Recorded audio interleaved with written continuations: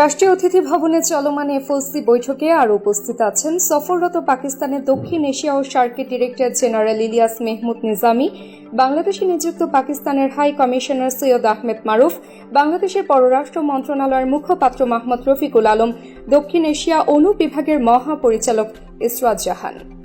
পাকিস্তানে নিযুক্ত বাংলাদেশের হাই কমিশনার মোহাম্মদ ইকবাল হোসেন খান, দুর্যোগ ব্যবস্থাপনা ও ত্রাণ মন্ত্রণালয়ের সচিব আবু দাউদ মোহাম্মদ গোলাম, মুক্তিযুদ্ধ মন্ত্রণালয়ের যুগ্ম সচিব সৈয়দা ফারহানা নূর চৌধুরী সহ আরও কয়েকজন।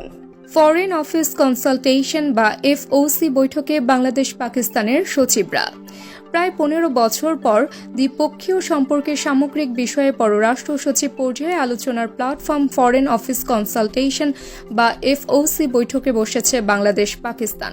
বৃহস্পতিবার সকাল 10:30টায় রাষ্ট্রীয় ভবন পদ্মায় বৈঠকে বসেন বাংলাদেশ ও পাকিস্তানের পররাষ্ট্র সচিবরা। বাংলাদেশের পক্ষে এই বৈঠকে নেতৃত্ব দিচ্ছেন পররাষ্ট্র সচিব মোহাম্মদ জসিমউদ্দিন, আর পাকিস্তানের পক্ষে নেতৃত্ব দিচ্ছেন পাকিস্তানের পররাষ্ট্র সচিব আমনা বালুচ। এটি দুদেশের মধ্যকার ষষ্ঠ এফওসি বৈঠক। এটি জানা গেছে, বৈঠকে বাংলাদেশের পক্ষ থেকে পাকিস্তানের সঙ্গে অমীমাংসিত ইস্যুগুলো উত্থাপন করা হবে। এছাড়া দুদেশের সম্পর্ক আরও জোরদার করার বিষয়ে আলোচনা করবেন তারা। বৈঠক শেষে বিকেলে পররাষ্ট্র মন্ত্রণালয়ের সাংবাদিকদের ব্রিফিং করবেন পররাষ্ট্র সচিব জসিমউদ্দিন।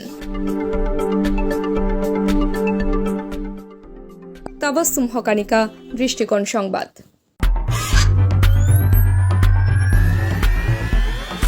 দৃষ্টিকোণ সংবাদ, সত্যের গভীরে বিশ্লেষণে বিশ্বজয়।